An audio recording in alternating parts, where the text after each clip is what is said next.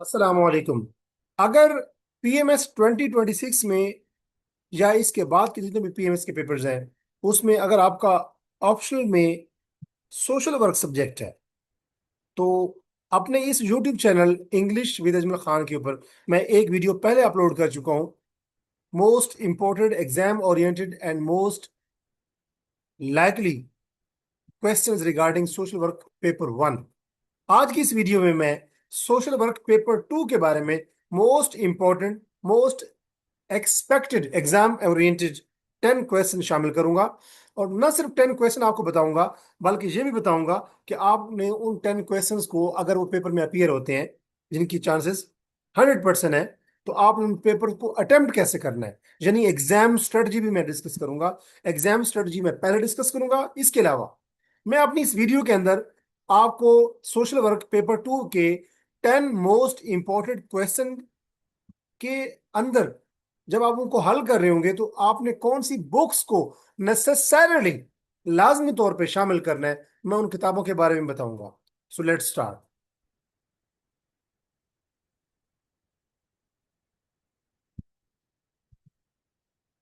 Hopefully आपको screen visible होगी। अगर विजिबल नहीं है तो मैं इसको मजीद जो है जूम आउट करने की कोशिश करता हूं। 10 मोस्ट एक्सपेक्टेड गेस क्वेश्चंस, और ये हैं हमारे पीएमएस 2026 और इसके बाद के जो पीएमएस के पेपर्स आने वाले हैं उस हवाले से हैं। और अगर हम देखें कि इसमें सबसे पहले हम देखेंगे कि एग्जाम स्ट्रेटजी आपकी क्या होनी चाहिए। एग्जाम स्ट्रेटजी ये होनी चाहिए कि आपने हर क्वेश्चन को, जो भी सोशल वर्क पेपर टू में या पेपर वन में जो भी क्वेश्चन आता है, तो आपने अगर कोई भी टर्म वहां पे पूछी गई है कि उसको डिफाइन करें, तो आपने अपनी तरफ से खुद डिफाइन नहीं करना। चाहे अल्फाज बेशक आप अपने इस्तेमाल करें, लेकिन आपने कोई स्कॉलरली डेफिनेशन देनी है, किसी साइकोलॉजिस्ट की डेफिनेशन देनी है, किसी सोशल साइंटिस्ट की डेफिनेशन देनी है, यानी किसी प्रोपोनेंट की डेफिनेशन देनी है।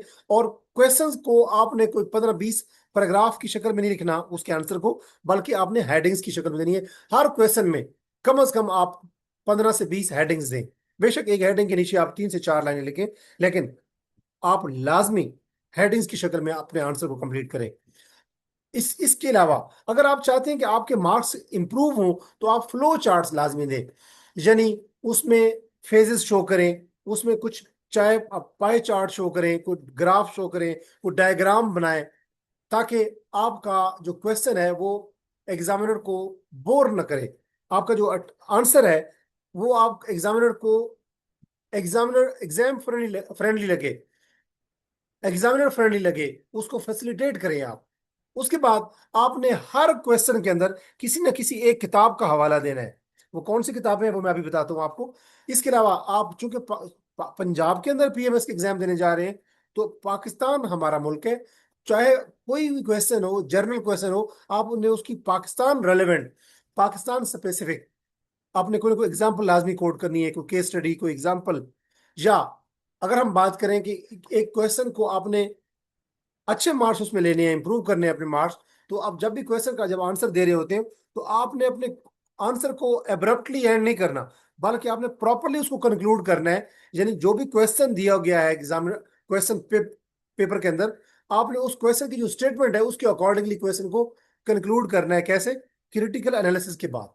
एनालिसिस क्या होता है? क्रिटिकल एनालिसिस, जिसमें आप जो पॉजिटिव चीजें होती हैं उनको इंडोर्स करते हैं, उनकी रीइंफोर्समेंट में बात करते हैं कि उनको इनकलकेट करें, चाक आउट करें, उनके बारे में पॉलिसी रिफॉर्म्स दें। और जो चीज़ नेगेटिव होती हैं आप उनके बारे में बताते हो कि उनकी सद्भाव के लिए कुछ ना कुछ पॉलिसी मेयर्स या रेमेडियल मेयर्स होने चाहिए।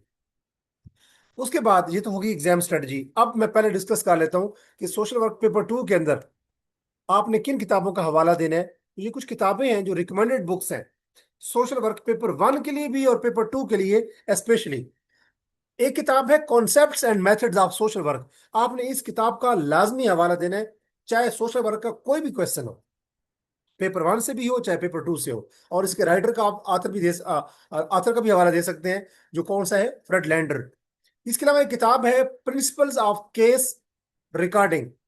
प्रिंसिपल्स ऑफ केस रिकॉर्डिंग जो है, ये किताब लिखी हुई है हैमिल्टन ने और गॉर्डन ने। इस किताब का हवाला भी आप सोशल वर्क के किसी भी क्वेश्चन को अटेम्प्ट करते हुए दे सकते हैं, कि जो जो केस वर्क होता है, जो केस की रिकॉर्डिंग होती है, कोई भी सोशल केस होता है, उसकी रिकॉर्डिंग के लिए कौन कौन से प्रिंसिपल्स आपको फॉलो करने चाहिए, आप इस किताब का हवाला दे सकते हैं एज पर क्वेश्चन। एक और किताब है social case work, a problem solving process. ये किताब है और ये लिखी हुई है पर्लिमैन ने और हेलन ने। आप इस किताब का हवाला भी दे सकते हैं, इस किताब का नाम याद रखिएगा, सोशल वर्क पेपर 1 और सोशल वर्क पेपर 2 करते हुए खास तौर पे। एक और किताब है सोशल डायग्नोसिस। डायग्नोसिस कहते हैं किसी चीज की की शिनाख्त को, पड़ताल को, आइडेंटिफिकेशन को डायग्नोज करना। जैसे किसी बीमारी को डॉक्टर डायग्नोज करता है, उसकी सराग बुरारी करता है, पताजुई करता है। तो सोशल डायग्नोसिस किताब जो है, ये किताब लिखी थी रिचमंड ने और मैरी ई ने। इस किताब का हवाला भी आप दे सकते हैं सोशल वर्क पेपर 2 में स्पेशली। और एक और किताब है ग्रुप वर्क प्रैक्टिस। इस किताब का भी हवाला दे सकते हैं, ये डॉगलस टॉम की किताब है। तो कि जो सोशल वर्क होता है वो हमेशा टीम वर्क की शक्ल में होता है, ग्रुप वर्क की शक्ल में। तो इस किताब का हवाला दे सकते हैं। इस तरह एक और किताब है और उसका नाम है community welfare organizations principle and techniques practices. ये किताब 1958 में लिखी गई और आर्थर डनमन ने लिखी थी। इस किताब का भी हवाला दे सकते हैं आप किसी भी क्वेश्चन में। और एक और किताब है कम्युनिटी डेवलपमेंट के नाम से, कि ये जो लोग आपस में मिलजुल के रहते हैं कम्युनिटी की शक्ल में, सोसाइटी की शक्ल में, तो कम्युनिटी की डेवलपमेंट कैसे होती है, उसके हवाले से भी ये किताब भी आर्थर डनमन की है और इस किताब का भी आप हवाला दे सकते हैं सोशल वर्क पेपर 2 में खास तौर पे। अब हम देख लेते हैं कि सोशल वर्क पेपर 2 में कौन कौन से क्वेश्चन एक्सपेक्टेड है। 10 इंपॉर्टेंट क्वेश्चन मैं बताऊंगा आपको। 10वां क्वेश्चन पहले डिस्कस कर लेते हैं। 10वां क्वेश्चन है कि evaluate the role of voluntary social welfare agencies in socio economic development of Pakistan. 20 नंबर का क्वेश्चन ये एक्सपेक्टेड है सोशल वर्क पेपर 2 में, कि पाकिस्तान के अंदर जो सोशियो इकोनॉमिक डेवलपमेंट है उसकी उसके अंदर वॉलंटरी सोशल वेलफेयर एजेंसीज कौन कौन सी हैं, उनके रोल को एवेल्युएट करें। एवेल्युएट का मतलब ये है कि वो कितना उन्होंने पॉजिटिव काम किया है, अब कितना उस ग्रे एरियाज है, कितना काम की मजीद गुंजाइश है। अगर ये क्वेश्चन आता है तो आपने इसमें सोशल वेलफेयर एजेंसी को पहले डिफाइन करना है, यानी वॉलंटरी सोशल वेलफेयर एजेंसी होती क्या है। फिर आपने बताना है कि इसकी टाइप्स क्या है। सोशल वेलफेयर एजेंसीज गवर्नमेंट की भी हो सकती हैं, सेमी गवर्नमेंट भी हो सकती हैं, और एनजीओ नॉन गवर्नमेंटल ऑर्गेनाइजेशन की शक्ल में भी हो सकती हैं, इवन INGOs की शक्ल में भी हो सकती हैं, यानी इंटरनेशनल नॉन गवर्नमेंटल ऑर्गेनाइजेशंस। फिर आपने बताना है कि role of NGOs. NGO basically voluntary social organization होती हैं या वॉलंटरी सोशल वेलफेयर एजेंसीज होती हैं। फिर आपने रोल ऑफ एनजीओ बताना, जैसे ईदी फाउंडेशन हो गई और इस तरह की और भी हमारे पास काफी ऑर्गेनाइजेशंस हैं। इसी तरह अगर आप देखें कि कंट ये आगा खान की फाउंडेशन भी एक है, AKDN के नाम से। एक और आप इसमें दे सकते हैं हेडिंग इस किस्म के क्वेश्चन में कि कंट्रीब्यूशन इन पॉवर्टी एलिवेशन, कि ये जो सोशल वेलफेयर ऑर्गेनाइजेशन होती हैं ये गुर्बत के खात्मे में कैसे किरदार अदा कर सकती हैं। फिर आपने इस क्वेश्चन में चैलेंजेस का जिक्र करना है कि ये जो सोशल वेलफेयर एजेंसीज होती हैं इनको काम करते हुए किन चैलेंजेस का सामना होता है, खासतौर पर इनकी फंडिंग कम होती है, गवर्नेंस के मसाइल होते हैं। और फिर उसकी कुछ कुछ रिकमेंडेशन भी आपने लाजमी देनी है, जहां पे हर क्वेश्चन के अंदर आपने कुछ ना कुछ चैलेंजेस और कुछ ना कुछ उसके फिर आखिर पे अपने सोल्यूशन लाजमी देने हैं। सोल्यूशन का मतलब यह है वे फॉरवर्ड देना है। इसमें आप आर्थर डनमन की किताब का हवाला दे सकते हैं और फ्रेड लैंडर की किताब का हवाला दे सकते हैं। वो कौन सी किताबें हैं मैं बता देता हूँ। फ्रेड लैंडर की किताब कौन सी, concepts and methods of social work. इस किताब का हवाला देंगे कि इसके अंदर सोशल वेलफेयर जो एजेंसीज हैं उसका हवाला दिया गया है। और जो आर्थर डनमन की किताब है वो है कम्युनिटी डेवलपमेंट, इस किताब का हवाला दे सकते हैं। एक और क्वेश्चन जो आपको तैयार करना चाहिए, जो क्वेश्चन 9 है, वो है discuss different fields of social work with special emphasis on medical and social school social worker, कि जो सोशल वर्क है इसकी जो डिफरेंट फील्ड्स हैं, जैसे मेडिकल फील्ड भी है, एजुकेशन की फील्ड भी है, तो उसने कहा फोकस करें मेडिकल पे और स्कूल सोशल वर्क पे, और डिफरेंट सोशल वर्क की डिफरेंट फील्ड्स हैं उनके बारे में बताएं। अगर इस किस्म का क्वेश्चन आता है तो आपने पहले ओवरऑल जो ओवरव्यू देना है डिफरेंट फील्ड्स का जिसमें सोशल वर्क होता रहता है। जैसे मेडिकल फील्ड यानी हेल्थ सेक्टर हो गया, एजुकेशन फील्ड यानी स्कूल एजुकेशन, कॉलेज, और उसमें इवन की यूनिवर्सिटीज भी आती हैं, और उसमें स्पेशल एजुकेशन जिसमें पर्सन विद डिसेबिलिटीज होते हैं, ब्लाइंड बच्चे, डेफ बच्चे, फिजिकली हैंडीकैप्ड बच्चे, स्लो लर्नर बच्चे और मेंटली चैलेंजिंग बच्चे। तो ये स्पेशल एजुकेशन का भी हवाला दे सकते हैं खास तौर पे। फिर आपने बताना है कि मेडिकल सोशल वर्क क्या होता है जो कि हॉस्पिटल से रिलेटेड होता है।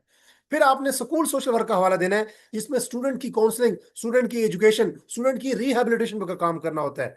फिर आपने रोल ऑफ सोशल वर्कर देना है, चाहे सोशल वर्कर हेल्थ सेक्टर में काम कर रहा हो, चाहे एजुकेशन सेक्टर में काम कर रहा हो, चाहे वो ऑर्फन्स पे काम कर रहा हो, चाहे वो आप कह सकते हैं कि जो लोग होमलेस लोग हैं उन पे काम कर रहा हो, या जो जो लोग नशे के शिकार लोग होते हैं उनके लिए काम कर रहा हो, स्पेशल बच्चों के लिए काम कर रहा हो, तो सोशल वर्कर का जो रोल होता है उस पर बात करनी है। फिर आपने कुछ केस केस एग्जांपल्स देनी है कि कुछ एग्जांपल देनी है, कुछ केस स्टडीज देनी है, जो कुछ उसमें एनजीओ का हवाला दे सकते हैं, ईडी फाउंडेशन का हवाला दे सकते हैं जो कि सोशल वर्क काम करती हैं, किसी ऐसी ऑर्गेनाइजेशन का हवाला भी दे सकते हैं एनजीओ का जो कि एजुकेशन सेक्टर में काम करती है। और फिर अगर ये क्वेश्चन आता है पेपर में तो आपने इसमें किताब का हवाला देना है, कुछ जर्नल हवाले भी दे सकते हैं दुनिया भर के, और फ्रेड लैंडर की किताब का हवाला भी दे सकते हैं। फ्रेड लैंडर की किताब कौन सी है, मैं आपको दोबारा दिखा देता हूँ। आपने हवाला देना है concepts and methods of social work, इस किताब का हवाला देंगे तो आपके क्वेश्चन की वैल्यू बढ़ जाएगी, आंसर की वैल्यू बढ़ जाएगी। एक और क्वेश्चन जो आपको लाजमी तैयार करना चाहिए वो है explain the role of social welfare administration in effective service delivery.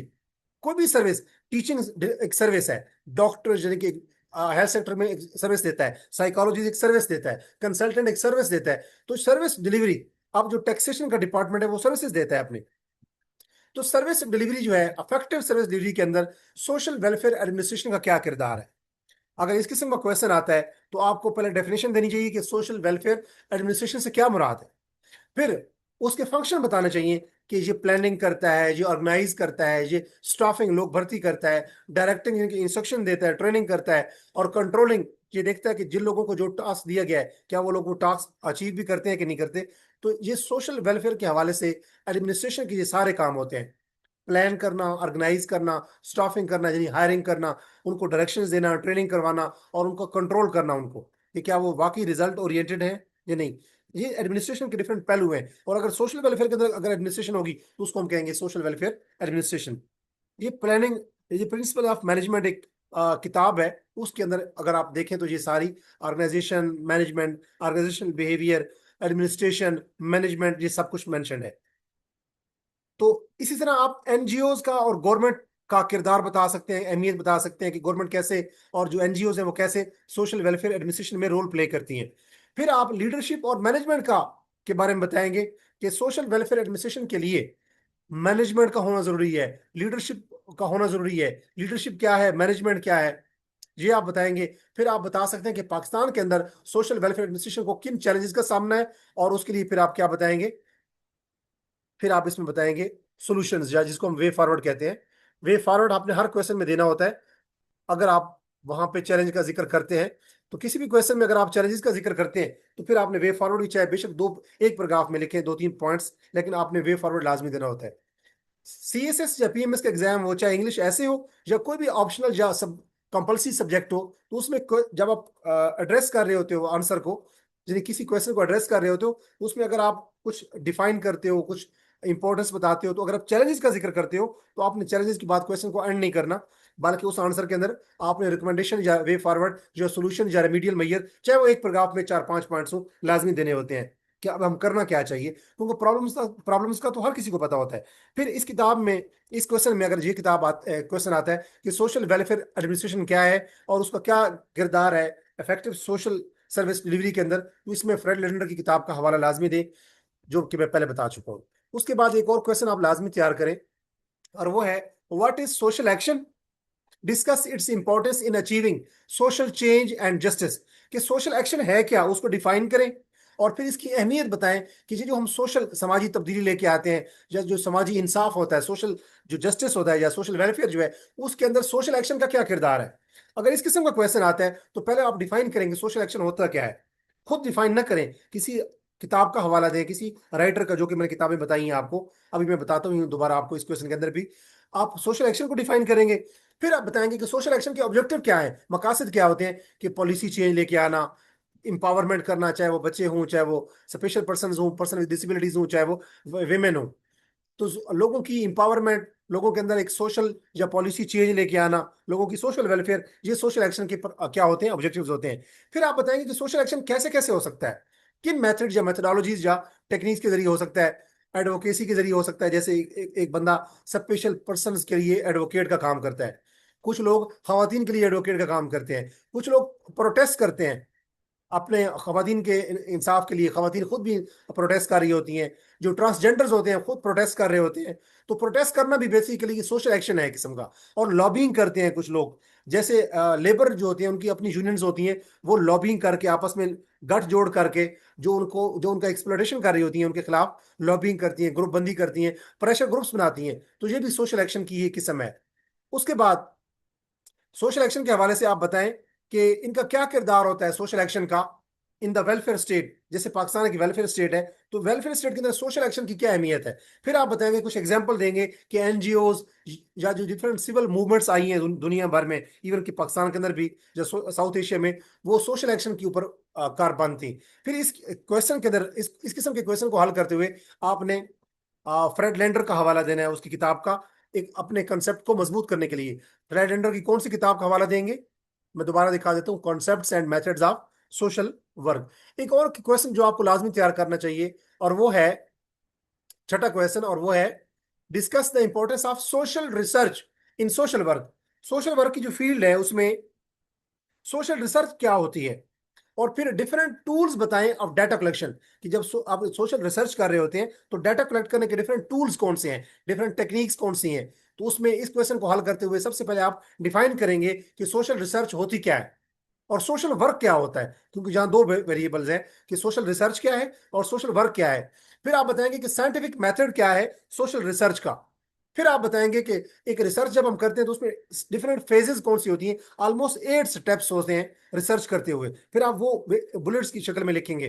फिर बताएंगे कि रिसर्च जब कर रहे होते हैं तो डाटा की कलेक्शन के लिए कुछ टूल्स होते हैं, वो कौन कौन से, कि क्वेश्चनियर सवालनामा होता है, इंटरव्यू आप करते हैं जब आपने सब्जेक्टिव रिसर्च करनी हो, और ऑब्जर्वेशन, जैसे कि क्लासरूम में एक टीचर जो है वो ऑब्जर्व करके बच्चों को, या एक डॉक्टर जो है वो अपने पेशेंट्स को ऑब्जर्व करके डाटा कलेक्ट कर रहा होता है। तो डाटा कलेक्शन के 3 टूल्स आपने लाजमी मेंशन करने हैं, क्वेश्चनियर, ऑब्जर्वेशन और इंटरव्यू। फिर आपने बताना है कि ये जो पॉलिसी मेकिंग होती है, सोशल पॉलिसीज बनाई जाती हैं, उसमें सोशल रिसर्च की क्या अहमियत होती है। सोशल रिसर्च नहीं होती तो सोशल पॉलिसीज नहीं बनती, क्योंकि डाटा कलेक्शन करना होता है, उसका एनालिसिस करना होता है कि ट्रेंड्स क्या है, रिकमेंडेशंस क्या है, लूप होल्स क्या है, कहाँ पे काम करने की, कौन से ग्रे एरियाज हैं जहां काम करने की जरूरत है। तो वो कहाँ से पता चलेगा, ग्रे एरियाज का, या आप कह सकते हैं रिकमेंडेशंस का, या एनालिसिस कहाँ से होगा, रिसर्च से होगा, सोशल रिसर्च उसे कहेंगे। तो social research basically social policies बनाते हुए बड़ा अहम किरदार अदा करती है। इस तरह आप रिलायबिलिटी और वैलिडिटी की बात करेंगे कि जब रिसर्च का काम करते हैं तो रिसर्च के अंदर रिलायबिलिटी का कॉन्सेप्ट ये होता है कि अगर 5 लोगों के ऊपर रिसर्च की गई है लाहौर में, और रिसर्च करने वाला कोई बंदा कोई और है, फॉर एग्जाम्पल एक्स है, तो अगर उन्हीं 5 बंदों पे लिया के अंदर या डेरा गाजी खान में रिसर्च की जा रही हो, 5 बंदे वही हो, अब रिसर्चर कोई और है, टाइम जरा डिफरेंट है, तो क्या रिजल्ट सेम आते हैं? अगर सेम रिजल्ट आते हैं तो ये रिलायबल रिसर्च इंस्ट्रूमेंट है। इनके डाटा कलेक्शन का जो मेथड है, जो टूल है, वो रिलायबल है। और वैलिडिटी क्या होता है, वैलिडिटी का मतलब ये होता है कि जो क्वेश्चनियर आप बनाते हैं या जो इंटरव्यू प्रोटोकॉल आप फॉलो करते हैं या जो आप ऑब्जर्वेशन करते हैं, क्या वाकई वो जो रिसर्च टूल है वो उसी चीज को मेजर कर रहा है जिसके लिए वो बनाया गया है। यानी अगर मैं मेजर करना चाहता हूँ कि जो डॉक्टर्स हैं वो कितना अच्छा काम कर रहे हैं, और जो रिसर्च मैं कंडक्ट करता हूं उसके रिजल्ट में कुछ और चीजें सामने आती हैं, तो इसका मतलब है कि मेरा रिसर्च टूल वैलिड नहीं है। क्योंकि रिसर्च टूल वैलिड तब होता है जब वो उसी चीज को मेजर करना करे जिस चीज को रिसर्चर मेजर करना चाह रहा हो। तो इसी तरह रिसर्च के अंदर सोशल वर्क के लिए जो सोशल रिसर्च है, इसको डिफाइन करते हुए आप रिलायबिलिटी वैलिडिटी को भी डिफाइन कर सकते हैं। इस क्वेश्चन को हल करते हुए आप स्टैंडर्ड सोशल वर्क रिसर्च के टेक्स्ट की वर्डिंग यूज करें। जो सोशल वर्क रिसर्च होती है उसमें क्वेश्चनियर, डेटा कलेक्शन, और उसमें रिसर्च डिजाइन, और उसमें लिमिटेशंस, डिलिमिटेशंस, रिकमेंडेशंस, और एब्स्ट्रैक्ट क्या होता है, और इसके अलावा पॉलिसी मेकिंग क्या होती है। तो आप रिसर्च की वर्डिंग यूज करें। और फिर डनहैम की किताब का हवाला दें। कौन सी किताब डनहैम की, मैं दोबारा दिखा देता हूँ। आपके पास 2 किताबें हैं, community welfare organization principles and techniques practices, या कम्युनिटी डेवलपमेंट, इन किताबों का हवाला दे सकते हैं। इसी तरह एक और क्वेश्चन जो आपको लाजमी तैयार करना चाहिए, और वो कौन सा है, वो है कि define community development, explain its principles and phases with special reference to Pakistan. कि बताएं कि कम्युनिटी डेवलपमेंट है क्या, ये बताएं, और फिर इसके प्रिंसिपल्स बताएं कि वो कौन कौन सी चीजें हैं, वो असूल हैं जिनकी बुनियाद पे कम्युनिटी डेवलपमेंट होती है, और कम्युनिटी डेवलपमेंट के डिफरेंट फेजेस या स्टेजेस बताएं। खास तौर पे पाकिस्तान का हवाला देते हुए, तो सबसे पहले आप डिफाइन करेंगे आर्थर डनमन की किताब जो कम्युनिटी डेवलपमेंट की है, उसका हवाला दे के आप लिखेंगे कि आर्थर जो है डनमन, वो अपनी किताब कम्युनिटी डेवलपमेंट में बताता है कि कम्युनिटी डेवलपमेंट की ये तारीफ है। फिर उसके ऑब्जेक्टिव्स बताएंगे कि कम्युनिटी डेवलपमेंट के मकासद क्या है, कि लोग अपने ऊपर रिलाय करें और फिर लोग पार्टिसिपेट करें गवर्नमेंट के अंदर और जो भी सोसाइटी है उसकी डेवलपमेंट में। फिर बताएंगे कि प्रिंसिपल्स कौन से हैं कम्युनिटी डेवलपमेंट के, कि लोगों की पार्टिसिपेशन हो, यानी कि डेमोक्रेसी हो, फिर सस्टेनेबिलिटी हो, कि ये जो पॉलिसी बना रहे हैं हम, एक आप कह सकते हैं कि कम्युनिटी की, उस वो जो कम्युनिटी है वो सस्टेनेबल हो, यानी कि वो जो उस वो अपने आप को बरकरार जारी रख सके, अपने अखराजात खुद उठाए और वो नुकसान भी ना हो उसको कम्युनिटी को। तो वो सस्टेनेबल पॉलिसी वही होती है, या सस्टेनेबल सोसाइटी या सस्टेनेबल कम्युनिटी वही होती है जो अपने आप को अपने ऊपर रिलाय कर सके और लॉन्ग टर्म चल सके, ऑपरेट कर सके, अपने एक्सपेंसेस खुद निकाल रही हो, यानी चाहे प्रॉफिट ना हो लेकिन अपने एक्सपेंसेस खुद पूरे कर रही हो। इसी तरह फिर इसकी फेजेस बताएंगे कि कम्युनिटी डेवलपमेंट की फेजेस में सबसे पहले हम स्टडी करते हैं कि हमें क्या प्रॉब्लम है एक कम्युनिटी के अंदर। फिर हम प्लानिंग करते हैं कि अगर कोई प्रॉब्लम है तो प्लानिंग करते हैं उसके, इनको कैसे सॉल्व करना है। फिर आप जो पॉलिसीज बनाते हैं उनको प्लानिंग करके जो पॉलिसीज बनती हैं उनकी उनको इम्प्लीमेंट करते हैं। फिर जब इम्प्लीमेंट कर रहे होते हैं पॉलिसीज को, फिर उसकी एवेल्युएशन करते हैं कि इधर जो हमने प्रॉब्लम्स हमारी कम्युनिटी कम्युनिटी के अंदर थे, हमने उसके लिए जो पॉलिसी बनाई, जो उसको इम्प्लीमेंट किया, क्या हमारे रिजल्ट वही आए जो हम हासिल करना चाह रहे थे? अगर नहीं आए तो क्यों नहीं आए? इसको हम कहते हैं एवेल्युएशन या असेसमेंट। उसके बाद आप एग्जांपल देंगे पाकिस्तान से कि पाकिस्तान के अंदर रूरल सपोर्ट प्रोग्राम शुरू हुआ। तो ये रूरल सपोर्ट प्रोग्राम क्यों शुरू हुआ? पहले हमारी पाकिस्तानी जो कम्युनिटी है उसके अंदर कुछ प्रॉब्लम को आइडेंटिफाई किया गया कि जो रूरल एरियाज हैं वहां पे पानी के मसाइल होते हैं। फिर एक रूरल सपोर्ट प्रोग्राम उसके लिए उन्होंने क्या किया, एक पॉलिसी बनाई, फिर उसको इंप्लीमेंट किया, फिर उसकी एवेल्यूशन होती रहती है हर 5 साल बाद कि क्या ये हमारा रूरल सपोर्ट प्रोग्राम जो है कि ये इफेक्टिव है या इफेक्टिव नहीं है, वायबल है या वायबल नहीं है, वायबल नहीं है या इफेक्टिव नहीं है तो क्यों नहीं है। उसके बाद अगर वो जब नहीं होता रिलायबल या आप कह सकते हैं कि वायबल या बेनिफिशियल, तो उन उन मुहरकात पे काम किया जाता है जिनकी वजह से कोई प्रोग्राम इफेक्टिव नहीं होता। फिर उन उन प्रॉब्लम्स को दूर करके उस प्रोग्राम को इफेक्टिव या बेनिफिशियल या वायबल या फिजिबल बनाने की कोशिश की जाती है। इस किस्म के क्वेश्चन का हवाला देते हुए, यानी इस किस्म का क्वेश्चन के ऊपर का आंसर लिखते हुए कम्युनिटी डेवलपमेंट के ऊपर जो क्वेश्चन है, आप डनमन की किताब, जो आर्थर डनमन की किताब है कम्युनिटी वेलफेयर ऑर्गेनाइजेशन या कम्युनिटी डेवलपमेंट, इस किताब का हवाला दे सकते हैं। एक और क्वेश्चन जो आपको तैयार करना चाहिए सोशल वर्क पेपर 2 में, वो है critically analyse the role of social group work in personality development and social adjustment. कि जो इंसान है उसकी पर्सनैलिटी की डेवलपमेंट, कि पर्सनैलिटी कैसे डेवलप होती है, और सोशल एडजस्टमेंट, की इंसान सोसाइटी में अपने आप को कैसे एडजस्ट करता है।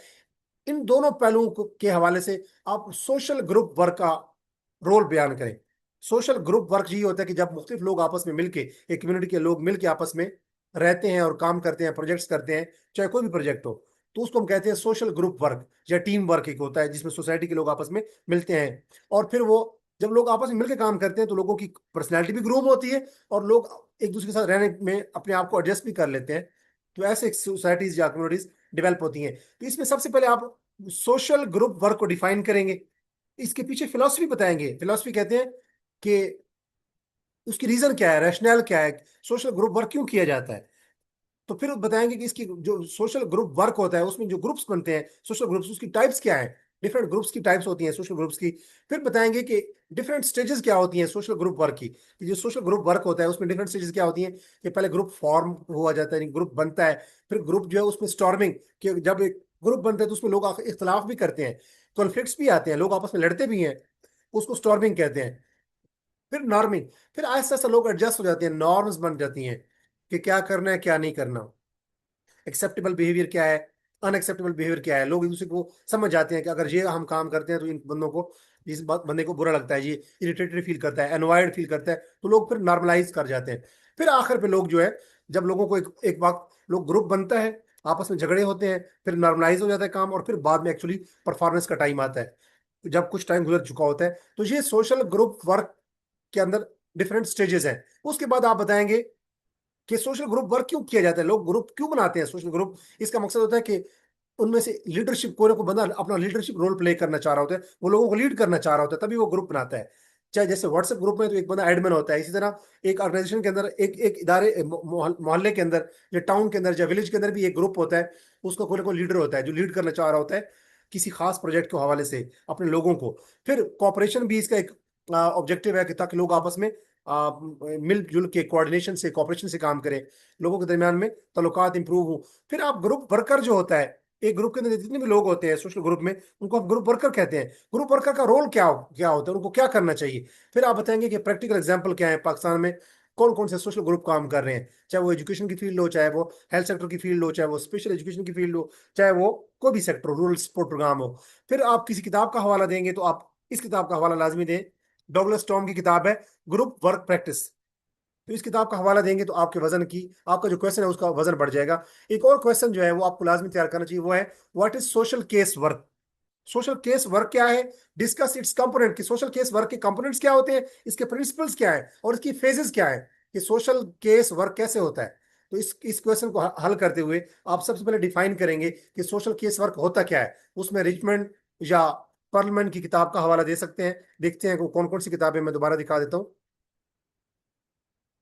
रिचमंड की किताब है सोशल डायग्नोसिस, और पर्लमैन की किताब है social case work, a problem solving method. तो पार्लियामेंट की किताब जो है सोशल केस वर्क और प्रॉब्लम सॉल्विंग प्रोसेस, ये बहुत रेलेवेंट है। आप इसका हवाला देंगे कि सोशल केस वर्क होता क्या है। और उसके बाद फिर आप क्या करना है आपने, कि सोशल केस वर्क के बारे में बताना है कि इसके कंपोनेंट्स क्या है। कि सोशल केस वर्क तब होगा जब उसमें एक पर्सन होगा, उसको कोई ना कोई प्रॉब्लम होगा, वो कहीं ना कहीं रहता होगा किसी खास जगह में। फिर एक खास प्रोसेस होगा सोशल केस वर्क का। फिर उसमें एक प्रोफेशनल सर्विसेज दी जाएंगी। तो ये सोशल केस वर्क के डिफरेंट कंपोनेंट्स हैं। और फिर इसके प्रिंसिपल्स, कि सोशल केस वर्क कैसे होता है, कि एक इंडिविजुअल जो है वो उसमें लाजमी होना चाहिए, जिसको हम पर्सन कहते हैं। उसकी एक्सेप्टेंस होनी चाहिए, कि उसको अगर कोई प्रॉब्लम भी है तो सोसाइटी के अंदर उसको एक्सेप्ट करें। फिर उसकी कॉन्फिडेंशियलिटी, अगर उसका कोई प्रॉब्लम है, वो किसी काउंसलर के पास जा रहा है मशवरा करने के लिए, तो आप उसके प्रॉब्लम को कॉन्फिडेंशियल रखें। तो ये सोशल केस वर्क के अंदर कुछ प्रिंसिपल्स हैं। फिर आप फेजेस बताएंगे कि आप इनटेक, एक बंदा आता है पहले, फिर हम उसको उसको स्टडी करते हैं, फिर उसको डायग्नोज करते हैं कि उसका प्रॉब्लम क्या है, फिर उसको ट्रीटमेंट देते हैं कि आपका ये हल है। फिर उसकी एवेल्यूशन करते हैं कि जो हमने हल बताया, जो हमने उसको हिदायत दी, उसको उसने अगर अमल किया तो क्या वो हल जो है वो प्रॉब्लम हल हुआ कि नहीं हुआ, सोशल प्रॉब्लम। तो ये सोशल जो केस वर्क है उसका पूरी स्टेजेस हैं या फेजेस हैं। फिर आप रोल ऑफ सोशल वर्कर, जो एक सोशल वर्कर होता है वो हेल्थ सेक्टर में भी हो सकता है, एजुकेशन सेक्टर में भी हो सकता है। तो एक सोशल वर्कर के जो फ्राइज हैं, जो रोल है, या उसकी इंपॉर्टेंस है, या उसकी ड्यूटीज है, वो बताएंगे कि वो क्या करता है। सोशल केस वर्क जो होता है उसमें सोशल वर्कर का क्या काम होता है। फिर इसमें किताबों का हवाला अगर देंगे तो मैंने बताया कि सोशल केस वर्क का हवाला दे सकते हैं हेलन पर्लमैन का। एक और है गॉर्डन हैमिल्टन की किताब है प्रिंसिपल्स ऑफ केस रिकॉर्डिंग, इस किताब का हवाला दे सकते हैं अपने क्वेश्चन की वैल्यू बढ़ाने के लिए। और एक पहला क्वेश्चन जो कि आपको लाजमी तैयार करना चाहिए आज की इस वीडियो के अंदर, जो मैंने 10 क्वेश्चन बताए हैं, उसमें पहला क्वेश्चन वो है कि सोशल वर्क होता क्या है। इसको डिफाइन करें और डिस्कस करें इट्स फिलोसॉफिकल फाउंडेशन, कि सोशल वर्क की फिलोसॉफिकल फाउंडेशन क्या है। फिलोसॉफिकल फाउंडेशन मतलब ये कि सोशल वर्क क्यों शुरू हुआ, उसकी रैशनल क्या है, उसकी वजह क्या है, तौजीह क्या है, उसकी उसकी जरूरत क्या है, उसकी नेसेसिटी क्या है, क्यों जरूरत पेश आई सोशल वर्क की। How do these foundations guide professional practice, कि ये जो फाउंडेशंस हैं सोशल वर्क की, जो जो फिलोसॉफीज है उसकी जो बुनियाद में, जो सोशल वर्क की फिलोसफीज हैं, उनकी वजह से अगर हम देखें तो कैसे हम प्रोफेशनल वर्क कर सकते हैं सोशल वर्क के हवाले से। तो आप इस क्वेश्चन को जब हल कर रहे होंगे तो आपने फ्रेड लैंडर की और रिचमंड की किताबों का हवाला दे सकते हैं। फ्रेड लैंडर की किताब का और रिचमंड की किताब का मैं हवाला आपको दोबारा रिकॉल करवा देता हूँ। कि फ्रेड लैंडर की किताब है concepts and methods of social work, और हैमिल्टन की किताब है प्रिंसिपल्स ऑफ केस रिकॉर्डिंग। और रिचमंड की किताब जो है अगर हम देखें तो वो है सोशल डायग्नोसिस। सोशल डायग्नोसिस का मतलब यही है कि आप किसी कम्युनिटी के अंदर देखते हैं कि कौन सा प्रॉब्लम है, उसको डायग्नोस करते हैं। तो इन किताबों का हवाला दे सकते हैं सोशल वर्क को डिफाइन करते हुए। फिर आप बताएंगे कि सोशल वर्क वो होता है जिसमें ह्यूमैनिटेरियनिज्म होता है, जिसमें इंसानी बुनियादों पे लोगों के लिए काम हो रहा होता है। फिर डेमोक्रेसी, जब लोग मिलकर कोई काम करते हैं तो जमहूरियत होती है, डेमोक्रेसी होती है, लोग पार्टिसिपेट करते हैं। फिर सोशल जस्टिस, सोशल वर्क का मतलब होता है सोशल जस्टिस प्रिवेल करवाने के लिए, समाजी इंसाफ देने के लिए, लोगों को एक डेमोक्रेटिक कम्युनिटी डेवलप करने के लिए। तो सोशल वर्क के लिए, सोशल वर्क की बेसिकली तीन बुनियादी हैं, तीन पिलर्स हैं। ह्यूमैनिटेरियनिज्म, कि इंसानों के लिए काम किया जाए, डेमोक्रेसी यानी कि जमहूरी बुनियादों पे काम किया जाए, और सोशल जस्टिस यानी कि समाजी इंसाफ दिया जाए लोगों को। और फिर डिग्निटी और वर्थ ऑफ इंडिविजुअल, कि एक सोसाइटी के अंदर जितने भी लोग हैं, इंडिविजुअल्स हैं, उनकी डिग्निटी है, इज्जत है, तकरीम है, वकार है, एहतराम है, और उनकी वर्थ है। लिहाजा उन तमाम लोगों के लिए काम करना चाहिए, उनको इंसान समझना चाहिए, उनको डेमोक्रेटिक राइट्स मिलने चाहिए, उनको सोशल जस्टिस मिलना चाहिए, इसलिए सोशल वर्क किया जाता है। फिर आप बताएंगे कि सेल्फ डिटर्मिनेशन और इक्वालिटी के दरमियान में, कि हर बंदे को पता होता है कि जी मैं, मेरी क्या अहमियत है, मेरी मेरी डिग्निटी है, मेरी सेल्फ रिस्पेक्ट है। तो हर बंदा अपने लिए कोई प्रोफेशन का इंतखाब करता है, चाहे वो हेल्थ सेक्टर हो, चाहे एजुकेशन हो, चाहे कोई भी सेक्टर हो। फिर तमाम लोग बराबर होते हैं, चाहे मेल है, चाहे फीमेल है, चाहे ट्रांसजेंडर है, चाहे बच्चे हैं, चाहे बूढ़े हैं, चाहे मुस्लिम है, चाहे नॉन मुस्लिम है। तो तमाम लोग, एक जो सोशल वर्क होता है उसमें कलर, क्रीड, कास्ट, कलर, इन चीजों का डिस्क्रिमिनेशन नहीं होती। तमाम लोगों को इक्वालिटी दी जाती है, तमाम लोगों को ये राइट दिया जाता है कि वो अपने मर्जी का कोई शोबा का इंतखाब करें। फिर लिंक करेंगे आप फिलोसफी और प्रैक्टिस के दरमियान में, कि सोशल वर्क की फिलोसफी ये है कि सोशल वर्क क्यों होना चाहिए, उसकी जो रीजन है, रैशनैल है। और प्रैक्टिस, कि सोशल वर्क जो एक्चुअली हो रहा है उस प्रैक्टिस को और उसकी जो फिलोसफी है उसको आपस में लिंक करेंगे, कि चूंकि इसकी रीजन ये है सोशल वर्क करने की, इसलिए पाकिस्तान के अंदर या दुनिया भर में ये सोशल वर्क हो रहा है, चाहे वो सेक्टर कोई भी हो। फिर आप बताएंगे कि एथिकल फ्रेमवर्क, कि जब आप सोशल वर्क करते हैं तो उसमें कौन से अखलाकी असूलों को लाजमी लागू करना चाहिए। और इन डिसीजन मेकिंग, कि जब सोशल वर्क कर रहे होते हैं, चाहे खवातीन के लिए काम कर रहे हो, चाहे पर्सन विद डिसेबिलिटीज के लिए काम कर रहे हो, चाहे ट्रांसजेंडर्स के लिए काम कर रहे हो, चाहे आप बच्चों के लिए काम कर रहे हो, चाहे मिनॉरिटीज के लिए काम कर रहे हो, तो आपने कौन से, जो भी आपने सोशल वर्क करना है उसमें डिसीजन मेकिंग के लिए आपने कौन सी एथिकल गाइडलाइन को, या कोड ऑफ कंडक्ट को फॉलो करना है, इसका हवाला देंगे इसके इस क्वेश्चन में। और फिर लेंडर की जो किताब है concepts and methods of social work, इस किताब का हवाला दें। और मैरी रिचमंड की किताब जो है सोशल डायग्नोसिस। सोशल डायग्नोसिस एक ऐसी किताब है जिसमें बताया गया है कि एक सोसाइटी के अंदर, कम्युनिटी के अंदर कौन कौन सी सोशल इवल्स हैं, वो उनको हम कैसे डायग्नोज करते हैं, आइडेंटिफाई करते हैं, स्पॉट करते हैं, और फिर उनको कैसे हल करते हैं। ये मैरी रिचमंड की किताब है सोशल डायग्नोसिस, कि कोई सोशल प्रॉब्लम कैसे आइडेंटिफाई होता है, डायग्नोज करना, आइडेंटिफाई करना, उसका उसको तशखीस करना उसकी। तो ये जो 10 क्वेश्चन है, अगर आप इन क्वेश्चन को अच्छी तरह तैयार कर लेते हैं, तो इन क्वेश्चन को के ऊपर अगर कोई भी इन 10 क्वेश्चन में से पेपर में अपियर होता है, तो आपने इन 8-10 किताबों का लाजमी हवाला देना है, जिसमें concepts and methods of social work, principles of case recording, social case work, a problem solving method, जो हैलन की या पार्लियामेंट की किताब है, और रिचमंड रिचमंड की किताब है सोशल डायग्नोसिस, जो अभी मैंने हवाला दिया। और एक किताब है ग्रुप वर्क प्रैक्टिस, जो सोशल ग्रुप वर्क प्रैक्टिस होती है, ये डॉगलस टॉम की किताब है। और आर्थर डर्मन की 2 किताबें हैं, community welfare organization principles and technique practices, और दूसरा किताब है उनकी कम्युनिटी डेवलपमेंट।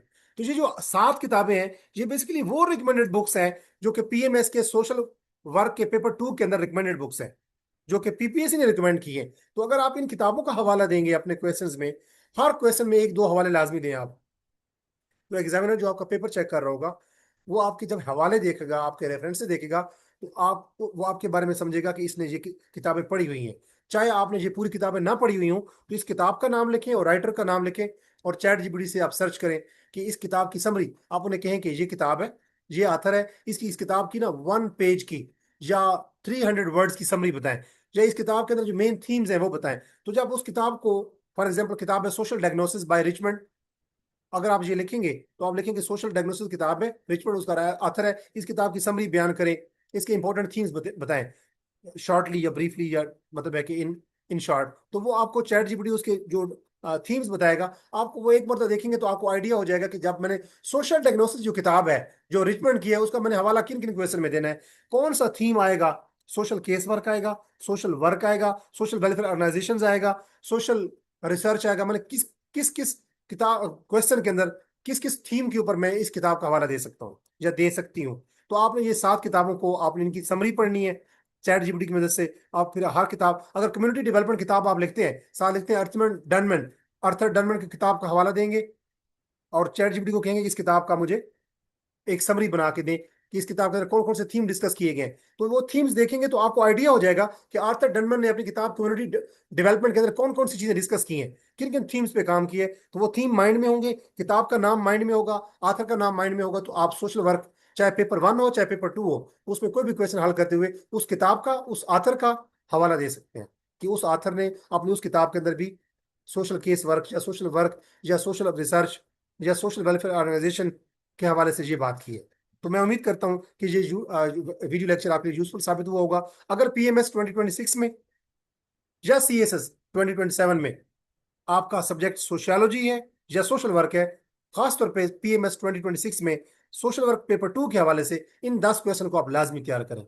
और इन 10 क्वेश्चन को तैयार करने के लिए आप इन 7 किताबों के हवाला जात विद नेम ऑफ ऑथर्स लाजमी याद रखें, ताकि आप पेपर में जो क्वेश्चन हल कर रहे होंगे उसमें किताब का हवाला और आथर का हवाला देके अपने पॉइंट को, अपने स्टांस को, अपने आर्गुमेंट को स्ट्रेंथन कर सकें।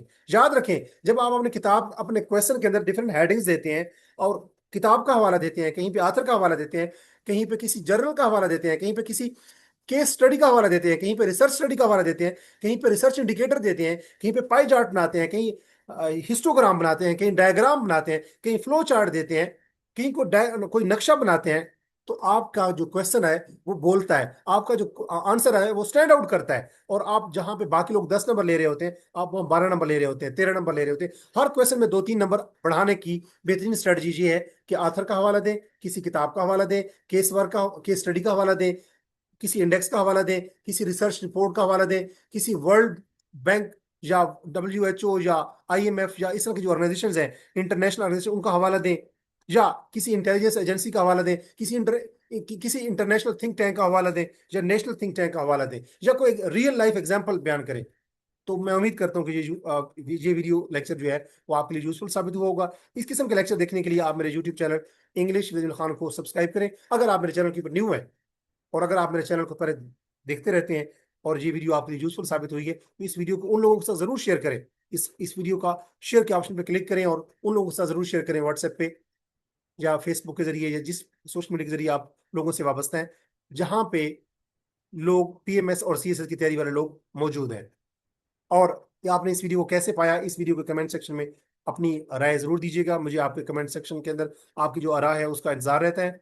अपना बहुत सारा ख्याल रखें। आने वाले वीडियो में मैं एक और नए थीम के साथ आपकी खिदमत में दोबारा हाजिर होगा। मेरी आने वाली वीडियो जो होगी वो PMS 2026 के हवाले से, इंग्लिश ऐसे के हवाले से होगी कि इंग्लिश ऐसे को कैसे टैकल किया जाए। इंग्लिश ऐसे के अंदर अक्सर लोग फेल हो जाते हैं, 95 to 97% लोग फेल होते हैं PMS में और CSS में। तो इंग्लिश ऐसे को कैसे पास किया जाए उस हवाले से मैं अपनी आने वाली वीडियो में डिस्कस करूंगा, कुछ स्ट्रेटजीज, कुछ टेक्निक्स, कुछ टिप्स और कुछ ट्रिक्स।